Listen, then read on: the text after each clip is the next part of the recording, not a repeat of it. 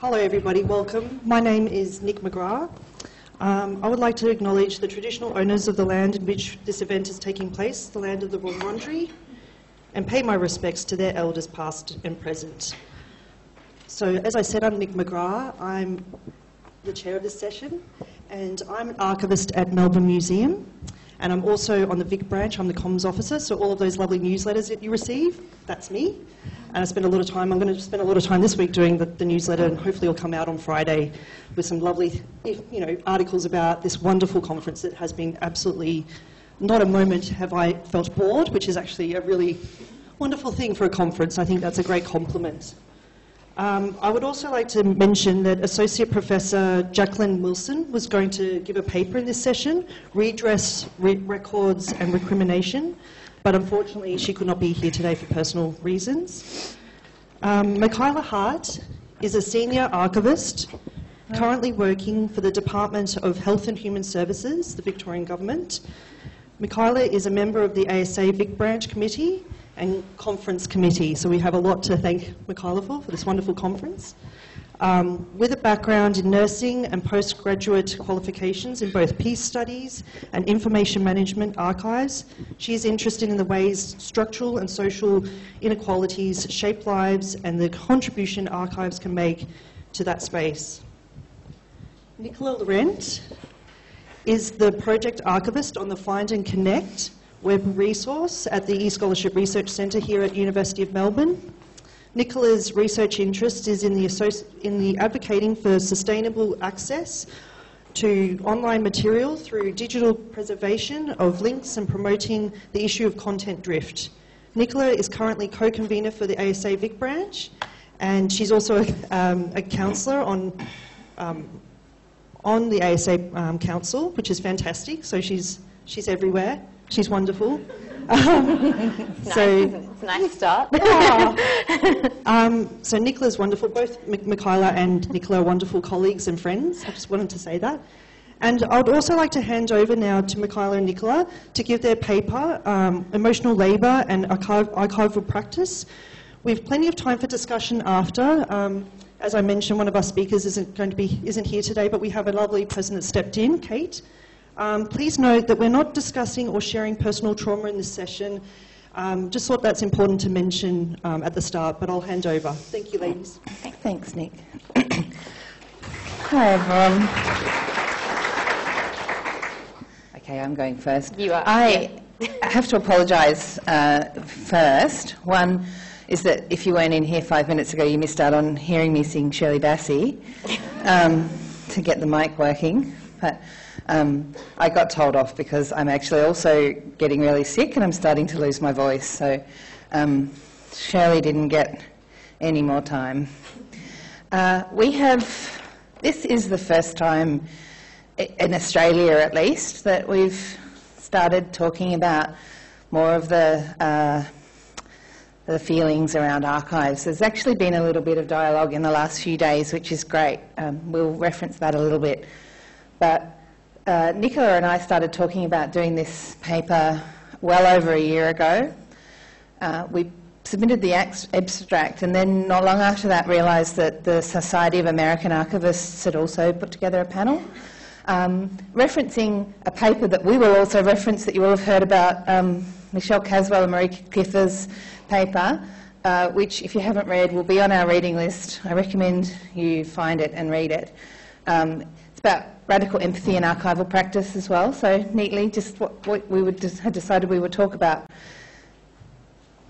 So the recent conference, SAA conference in Portland, they had a panel session, they had 6 speakers, and then they broke into a workshop, and they had a code of conduct that was informed by the Society of American Archivists Code of Conduct and the 2014 NYC Archives Unconference Code of Conduct and ADA Camp event policies.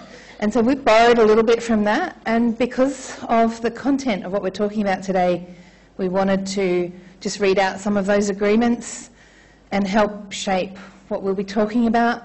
Nicola and I and Cate will be presenting for about 20 minutes, and then we've got some questions So we'll have some structured discussion. Nick and I will have a seat, and hopefully, I think there are probably a lot of people here today who are here because they've had their own experiences of being deeply affected by the materials in their collections. And because we've got that extra time, it'll be really great if you feel able to, that you can share some of those stories. So we also wanted to talk about building a plan moving forward for our profession around how we deal with these issues. So there are five agreements in this community code of conduct. And the first is that this session should be a warm, supportive and comfortable place for all participants. So is everybody comfortable? You all have morning tea. Those Danishes are amazing. I've got pre-talk nerves, so my Danish is in my bag. The agreement too is that discrimination and harassment of any kind will not be tolerated. This includes utilising offensive words or actions related to race, ethnicity, sex, gender identity or expression, sexual orientation, country of origin, age, disability, physical appearance, body size, religion, veteran status or other unprotected class statuses. They've covered everything here. Displaying discriminatory or offensive images, intimidation, stalking, use of unwanted photography or non-consensual recording, sustained disruption of conversation, inappropriate physical contact, unwelcome sexual attention. We'll be asking you to excuse yourself from the room if you engage in any of those behaviours. Agreement 3, unless you're discussing your own thoughts and learnings, please no tweeting during the conversations part. Feel free to tweet anything Nicola and I, or images from our slide, they'll all be made available. But in a spirit of encouraging conversation, please don't tweet other people's comments. Further to that, before you speak, you can request that what you say is off the record. So this is the moment for us to talk as a community. So, and finally, Agreement 5 is that we all have different ways of communicating. You're not obliged to participate, but if you find yourself afterwards wanting to contact either Nicola and I and share stories or drawings or knock yourself out, sing us a song, feel free to do that too. So I'll hand over to you now. Okay. So today we're here to talk about emotional labour and archival practice, and we're introducing the topic of emotional consequences of exposure to archival records with potentially traumatising content within the Australian archival community. Vicarious trauma is recognised as a risk factor in many frontline professions, such as social work, the police, if you're a paramedic, something like that. But the archives community has only recently started conversations about its relevance to archives and record-keeping staff. So I'm just going to give a little more introduction to who I am. So I'm the project archivist, as Nick said, on the Find and Connect web resource. The website helps connect people to their past in care and contains information about the history of child welfare in Australia. And I'm just losing my slides, so sorry about that, one sec. It is part of a larger suite of services offered by the federal government to support people who spent time in care in the 20th century. As part of our government contract, we must undertake a certain number of wellbeing hours each year. And it was we often run workshops for these wellbeing hours, and this was where I was first introduced to the concepts of vicarious trauma and trauma-informed practice. Over to me. As Nick said in the introduction, I'm a senior archivist working for the Department of Health and Human Services. For the last 4 years, I've been solely allocated to working on the Royal Commission into institutional responses to child sex abuse. And my background is in nursing and development studies, so that informed definitely what my expectations were when I went into that workplace around what structural support might be available during that work. Lucky, it also gave me some of the skills to identify and articulate my needs during that time, and that has informed what we're talking about today. Hey, the clicker works. Okay, so before we go any further, we would like to acknowledge those with the lived experience. From our backgrounds, as you may have worked out, the people with the lived experience are care leavers, so people who spent time in care as a child. What I'm about to read has been edited from the Victorian Records Holder meeting so that it recognises care leavers nationally and not just in Victoria. Here we remember those thousands of children who were separated from their families and grew up or spent time in orphanages, children's homes and foster homes last century.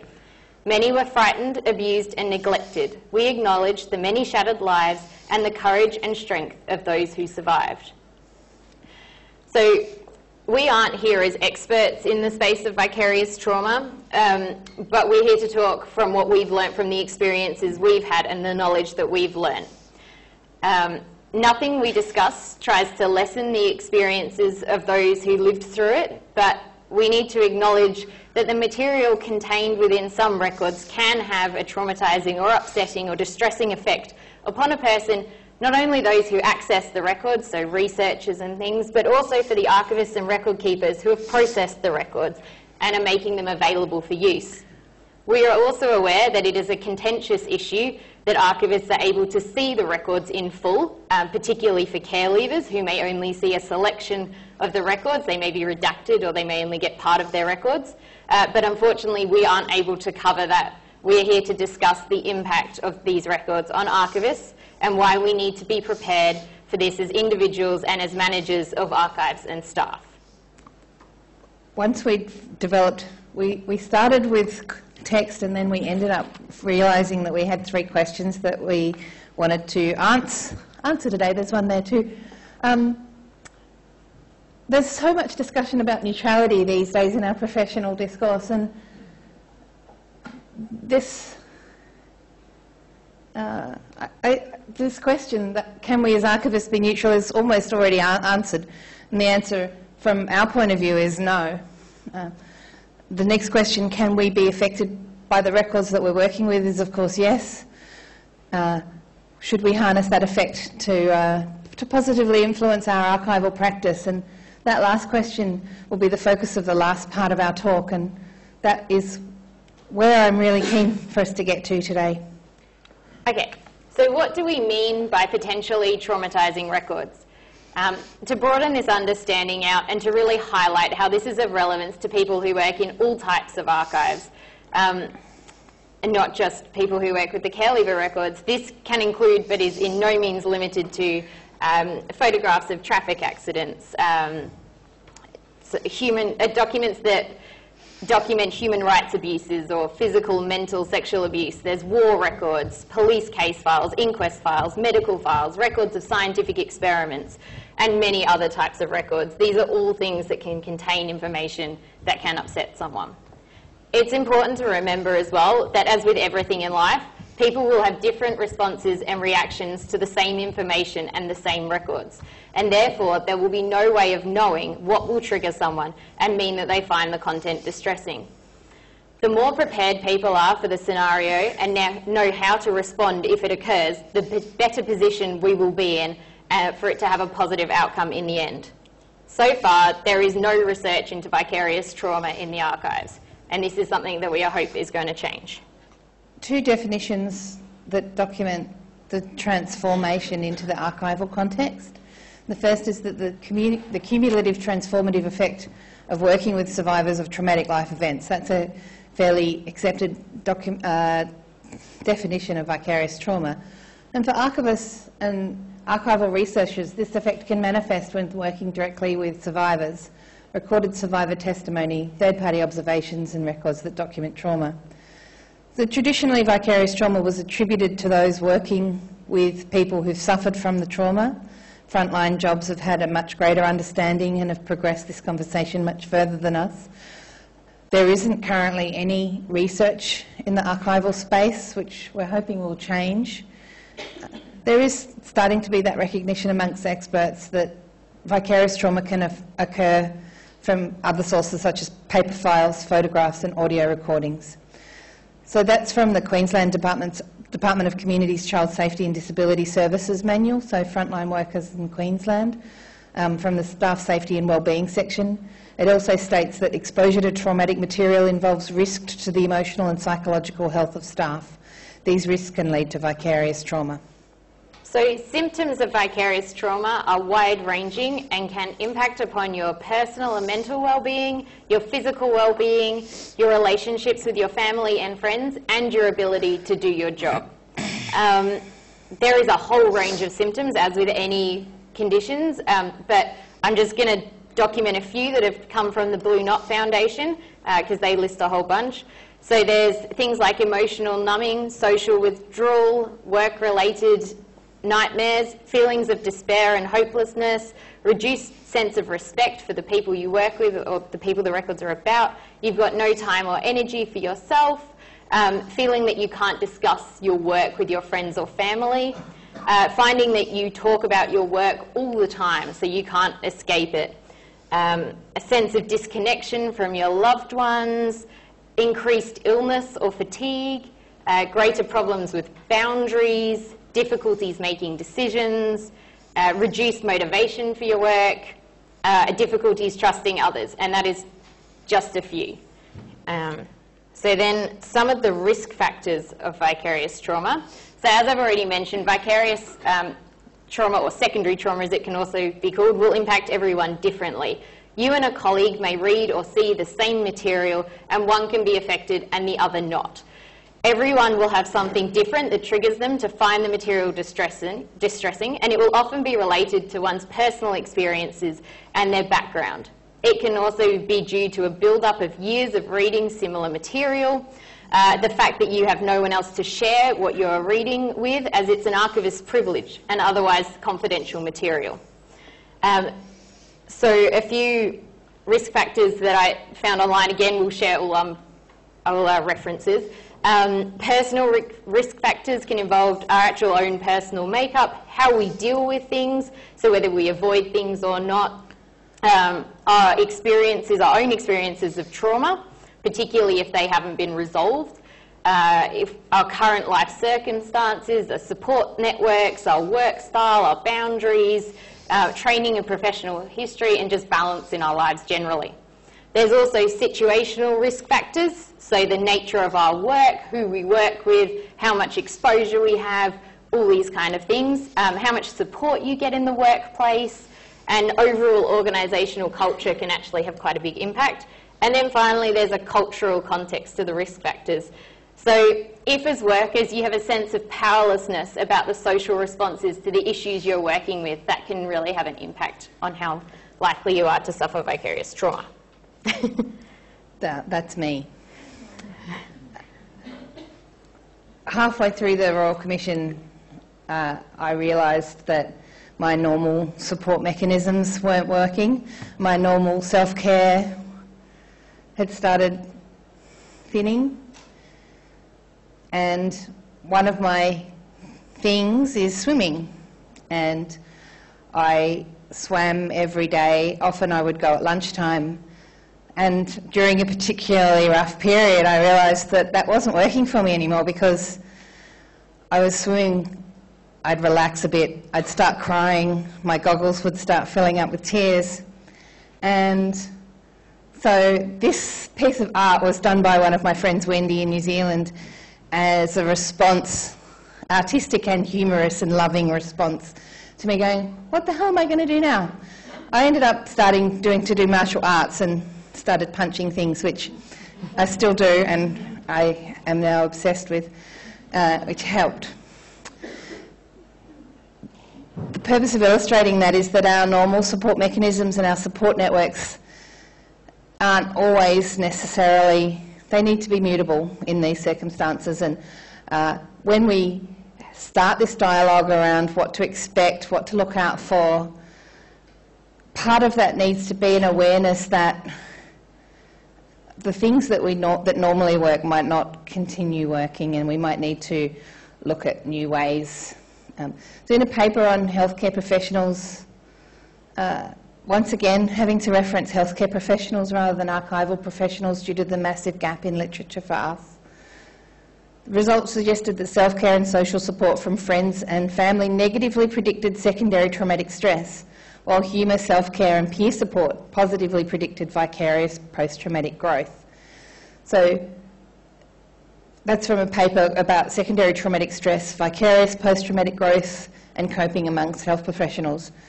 We don't even seem to have been able to fix on a particular term for it either.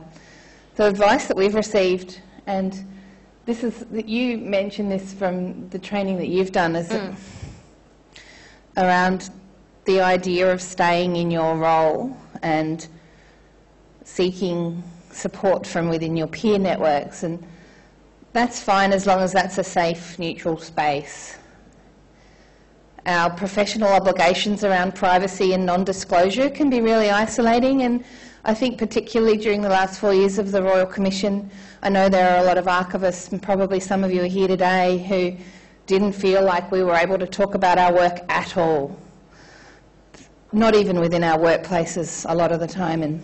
And that, while we were fulfilling our obligations to our workplaces, I think structurally contributed to many of us feeling really isolated and negatively impacted on our emotional well-being during that time. I know that it did for me. I'm incredibly grateful for the support of colleagues at Finding Connect, and within 2 of my colleagues are here today from at work, so we did have the support, but I know there are particularly a lot of lone arrangers probably working by themselves who maybe didn't have that support, and I wanted to acknowledge that too.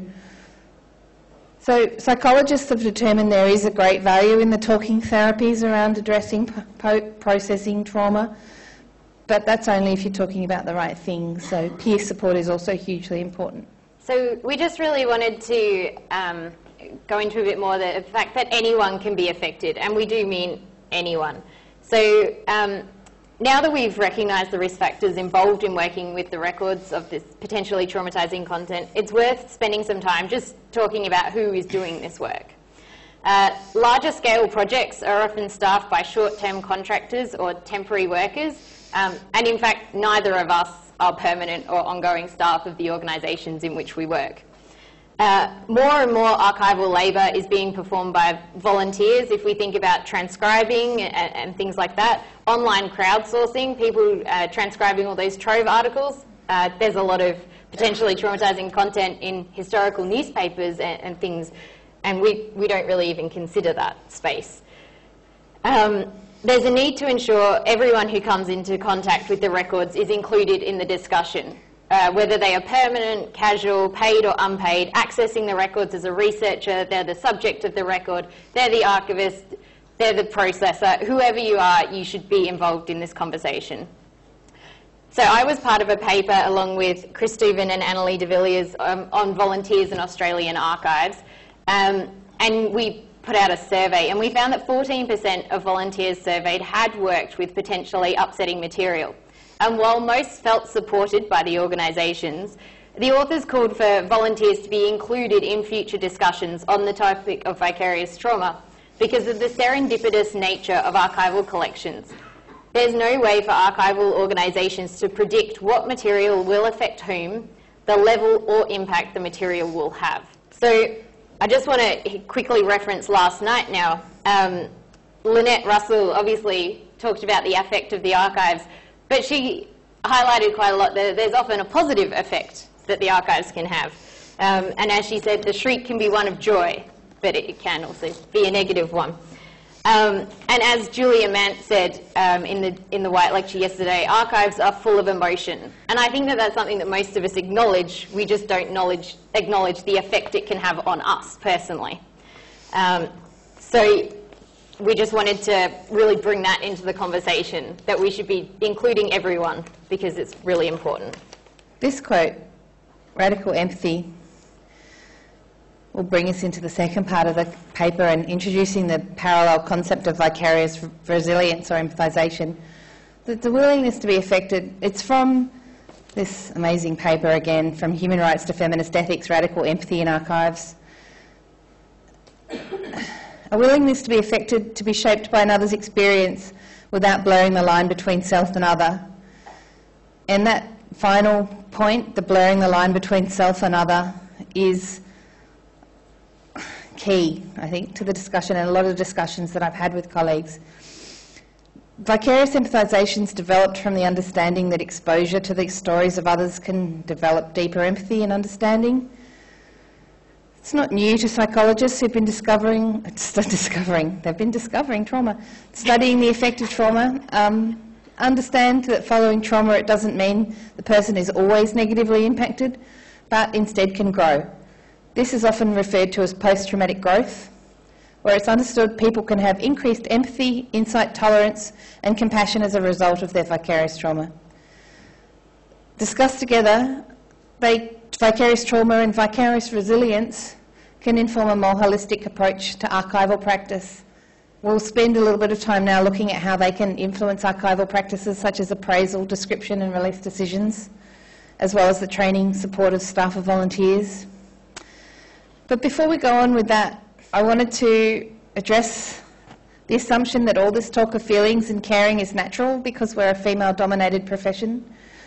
Women already bear the burden of emotional labour in our families and workplaces, and are we saying you should take on more? No. We're hoping that a conversation about the effect of our archival practices will broaden its application. Caswell and Kiffer state that in this paper, again, they caution against claims that essentialise women as biologically more prone to caring. My partner said we should have called this slide "Men Have Feelings Too." But I want this to shift the conversation to a professional one. So if we shift conversation about caring and empathy out of that essentialised gendered construct, then into a professional one, that we have a professional skill and a professional obligation to be caring and empathetic, then hopefully the constructs might be lessened somewhat. And Caswell and Kiffer again, a feminist ethics of care places the archivist in a web of relationships with each of the concerned parties and posits that the archivist has an effective responsibility to responsibly empathise with each of the stakeholders. And Gilliland, who's another one of my archival heroes. Records and record-keeping processes are not glamorous. They are, however, powerful and have consequences in both their presence and their absence.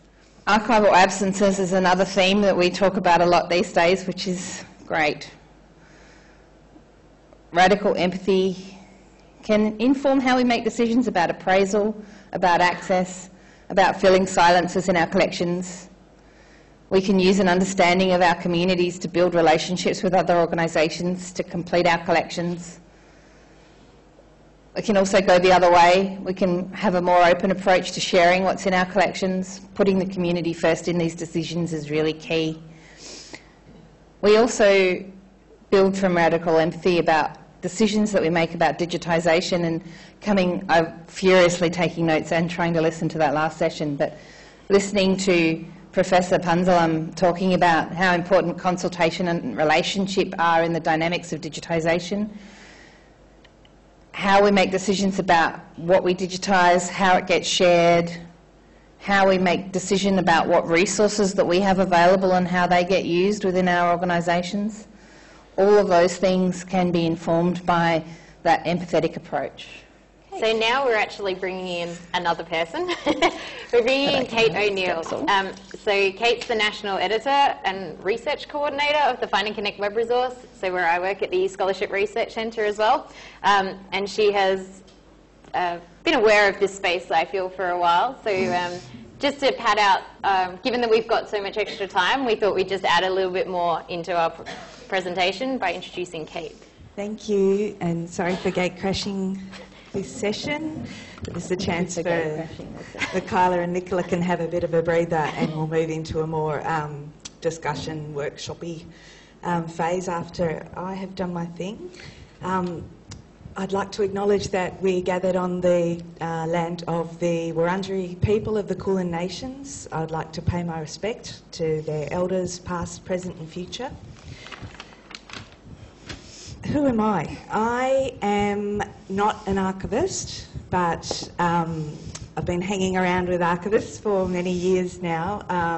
My training was in history. After doing honours in history, I got a job at the Public Record Office Victoria. And before that, I had got the bug of archival research in my years here doing arts at the University of Melbourne. I really love to engage with archives as a researcher, but also from the other side of the desk now.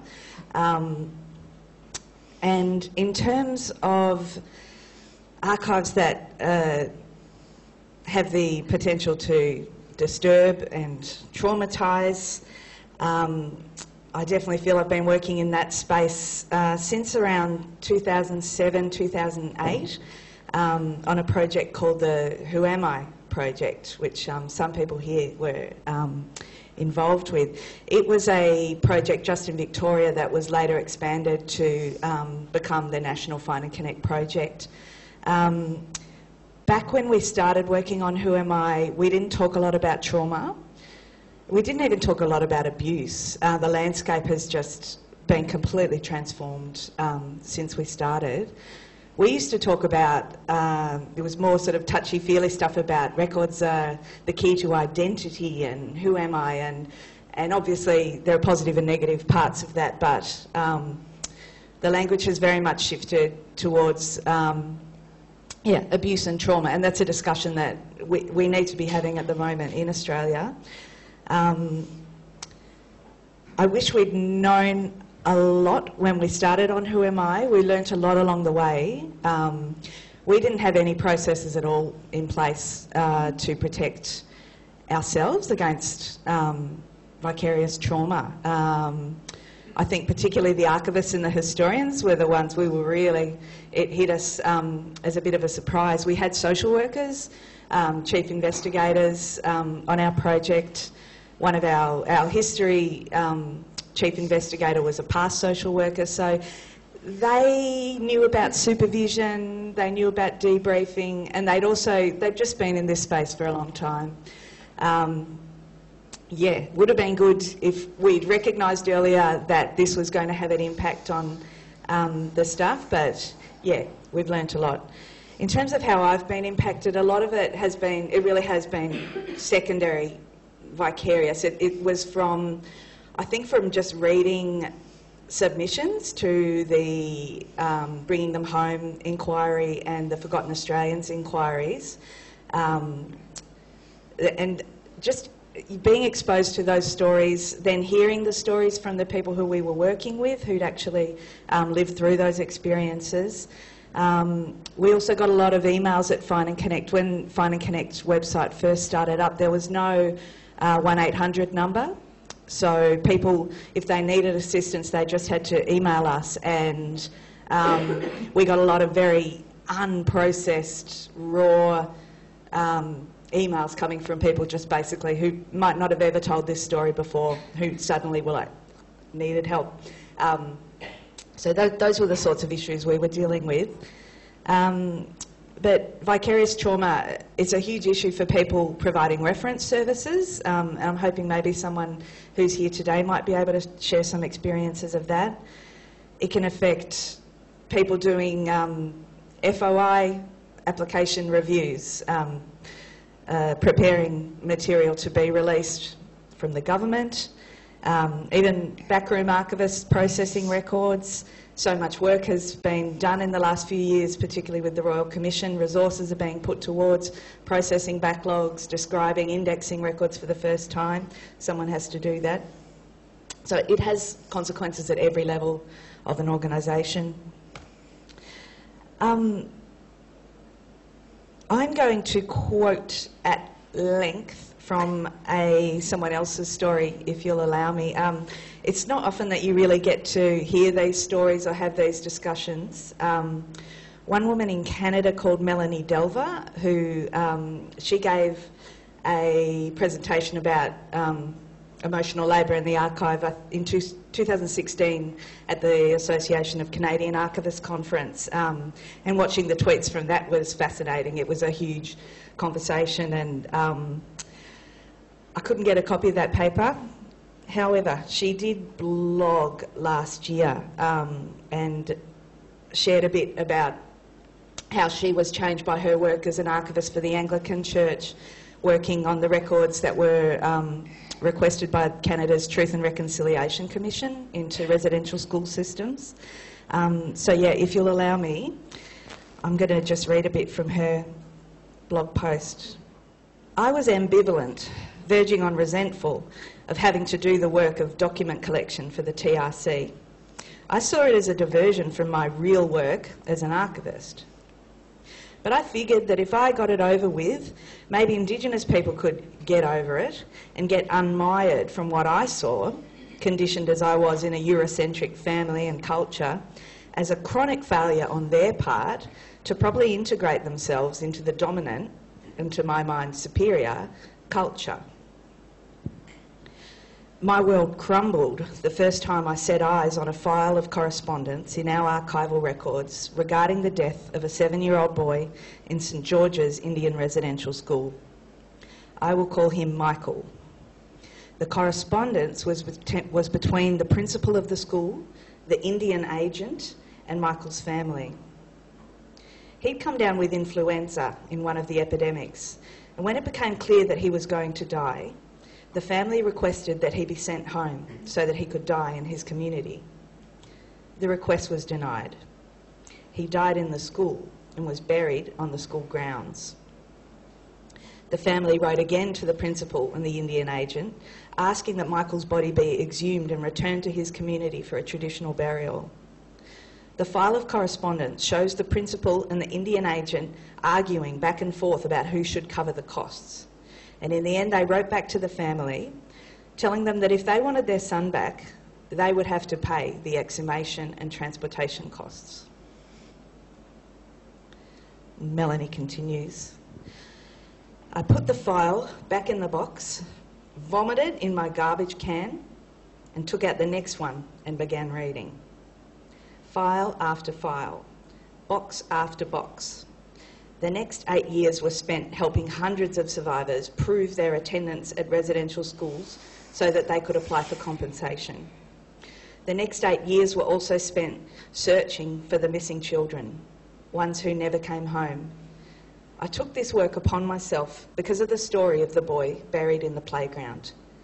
I couldn't sleep at night, and when I did, I often dreamed of the children whose faces and names I saw in the records. I refused to stop searching for them until I had exhausted every possible source I could lay hands on. I found graves for some of the missing. Some I found alive. Some I could not find at all. So I'll let that speak for itself. I get so much from that story, but it shows, obviously the impact of these records and this work, but also the great personal responsibility that she feels. And we all do this work because we get a lot out of it too. And the trauma needs to be worked through. It's not necessarily something that's going to destroy us all. So trauma-informed archival practice, I'll get back to you guys soon. I'm talking all these things I didn't plan on saying. We have done training with the Blue Knot Foundation, who used to be called Australian Surviving Child Abuse. They are a great organisation. They offer training in this trauma-informed practice, which is an idea that comes from the social work profession, really, and human services, those frontline helping professions. But trauma-informed practice is a model for changing organisational culture, and it is not just limited to those professions that we think of when we think of vicarious trauma. I think it would be incredible to see some of their training tailored to archival work. Trauma-informed practice, it's about acknowledging trauma exists, and not just in the people who you might be helping. All of us bring our childhood experiences to what we do. Organisations can be traumatised as well, which is something that I find really interesting. Organisations, like human beings, can reenact trauma. And so the model of trauma-informed archival practice is about bringing this right out into the open. It's educating everyone from, the receptionist right up to the CEO. If everyone can be more educated about trauma and the way that it affects people throughout their lives, we can hopefully not re-traumatise people or harm them when we're trying to help them. We can also protect ourselves from negative reactions. Say you're dealing with someone who's super angry because you can't give them access to something, or it helps you to have some tools to reflect, like you're still going to feel terrible, but you can say, okay, rather than this person is a label, or you can think, you know, what's happened to this person to make them be reacting in this way? How are they seeing my institution? And possibly reenacting stories that they've been living all of their lives. Mistrust of authority, being lied to, being infantilised, treated like a child.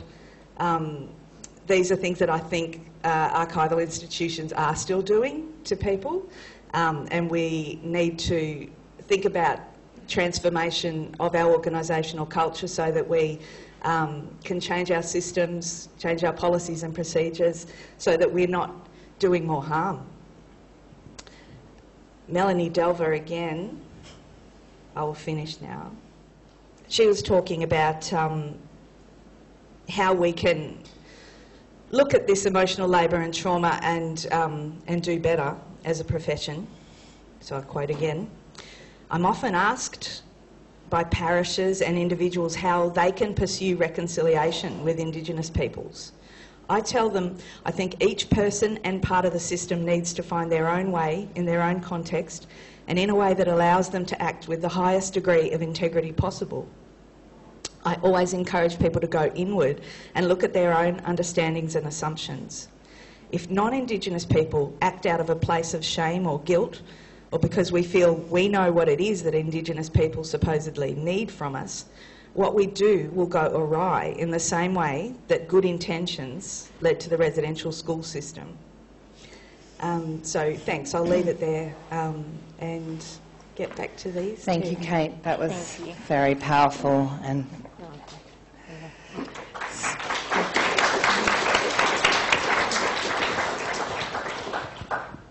as you were speaking, I was sitting thinking about what Vern Harris was saying yesterday about the work of archives as the work of justice, and that we do what we do because we have that burning passion to work for change. And what you said at the end there about how we need to take this information and transform that and do the transformational work of where we can, making change within the structures of our archival institutions. I think that's a really powerful take-home for me anyway. Thank you, Cate. This is me again, isn't it? I'm still talking. Just loving the second half, it's fine. I had a Strepsil while Cate was talking, so we're good to go. The building a community of practice, we wanted to talk a little bit about that peer support that we referenced earlier, how we can, as a profession, create some safer, to reference Vern again, safer spaces and networks to share these experiences, break down some of the stigma around talking about emotions in our archival work, how we can share those different experiences, how we can support the loner rangers in the larger institutions, how we can still meet our obligations around privacy and non-disclosure that acts as barriers. These are some of the things that I have no answers for at the moment, so I've put them there hoping that this might shape some of the conversation that we have next, which is a nice segue. It is. So we just thought we'd say what next. A few of the things that we'd love to see is things like training and educational materials written for the archives and other like associated glamour professions on these topics. So it's tailored and we can really understand it on a different level when it's written for us. We hope to see conversations within our professional bodies and organisations that recognise vicarious trauma as a risk. We'd also love to see quantitative research that can hopefully be used to influence change because it's often, at the moment, it's very anecdotal. And it would be really great to have something that we could refer back to and go, we've got this hard evidence that proves it. And by the way, we don't have to do that. If there's anybody else that has some desire to do some research around that space, please. I'd love to read it. We'll contribute. We're throwing things out there. So we'd also like to see resources for archivists encountering trauma, and also for archivists helping researchers or patrons encountering the trauma. So all of the ideas. So now, because we've talked for quite a while with Cate as well, so we don't have as much time as we thought we might. But we've still got a bit of time. So what we'd like to do now is just open up, in using Vern's words, I guess, a dialogue in this space where we can have the opportunity to perhaps discuss these questions as a starting point, and really perhaps start this community of practice. We will just say if anyone wants to leave, that is completely fine. Do not feel like you need to participate. There is also a quiet space for anybody who feels that they need to kind of go there. I think it's just around the corner. I don't know the route. It is just around the corner as you come out of the list and go left. Yeah, so if anyone feels that they need to go there, please feel free. I think we're going to sit on the chairs and move a bit forward. These questions were borrowed from the Society of American Archivists workshop on radical empathy in Portland a few months ago that I referenced earlier. The recordings for that whole conference are available for purchase. They're only $30 US. They're amazing. So if you've not conferenced out, because you'll have the recordings from this conference to listen to as well fairly soon, I highly recommend it. The session on radical empathy has a link to a Google document that we will share in our resources as well. And we're hoping that we will link in, rather than us reinventing our little Antipodean wheel down here, we will tie in with what they're doing in the Northern Hemisphere and add value to them rather than creating our own space. So watch out for that on our Twitter probably. Yeah, we're all about Twitter. So we're going to sit down now.